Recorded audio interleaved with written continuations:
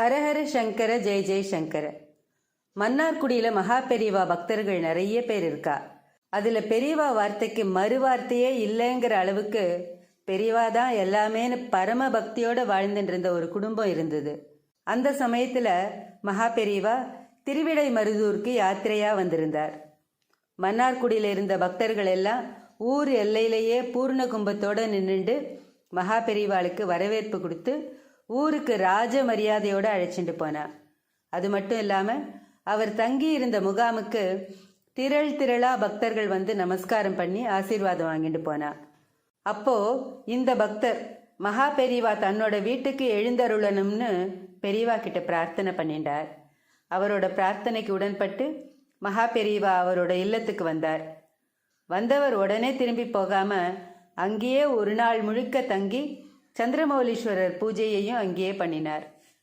அந்த குடும்பத்தாருக்கு கிடைச்ச சந்தோஷத்தை வர்ணிக்க வார்த்தைகளே இல்லை. ரொம்ப பரவசப்பட்டு போயிட்டா. இது அவளுக்கு கிடைச்ச பெரிய பாக்கியம்.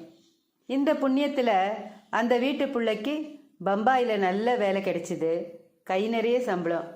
ஆனால் ஏதோ ஒரு பிராரப்த கர்மானால அவருக்கு தாங்க முடியாத வயிற்று வலி வந்தது.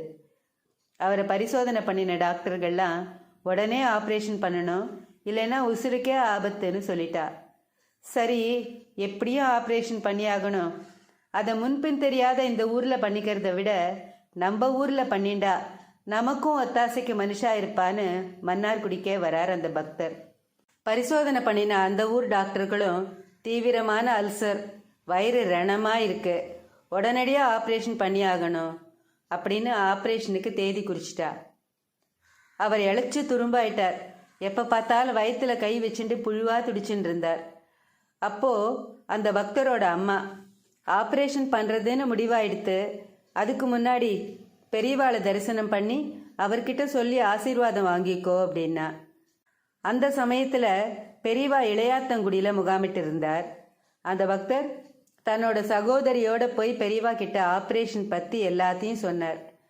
அவர் 2 நாள் முகாமில் தங்கி சந்திரமௌலீஸ்வரர் பூஜையை பார்த்துட்டு போக சொன்னார். 2 நாள் கழித்து பிரசாதம் கொடுத்து அனுப்பி வச்சார்.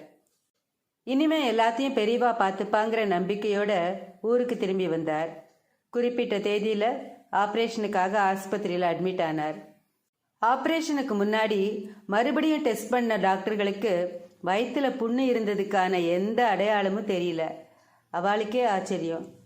உங்களுக்கு ஆப்ரேஷனே தேவையில்லை அப்படின்னு சில மருந்து மாத்திரையெல்லாம் எழுதி கொடுத்து போயிட்டு வாங்கோன்னு அனுப்பிட்டா. அவரும் கொஞ்சம் கொஞ்சமாக சகஜ நிலைமைக்கு திரும்பிட்டார். அதுக்கப்புறம் பெரியவாளை தரிசனம் பண்ண போனார். இவரை பார்த்ததும், என்ன வயிற்று வலி சரியா போச்சா அப்படின்னு சிரிச்சுட்டே கேட்டார். உங்கள் ஆசீர்வாதத்தில் நன்னா ஆயிட்டேன் பெரியவா அப்படின்னார். இன்றைக்கும் பெரியவா சூட்சும ரூபமாக நம்ம கூட தான் இருக்கார். அவர் திருவுருவ படத்துக்கு முன்னாடி நின்று நம்ம குறைகளை சொன்னால் அவருக்கு கேட்கும்.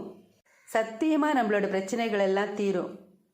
தன்னை நம்பி சரணடைஞ்சவாளை ஒருபோதும் மகா பெரியவா கைவிட மாட்டார். அவர் பாதார விந்தங்களை வணங்கி வழிபடுவோம். ஹரஹர சங்கர ஜெய ஜெய சங்கர. காஞ்சி சங்கர காமகோட்டி சங்கர.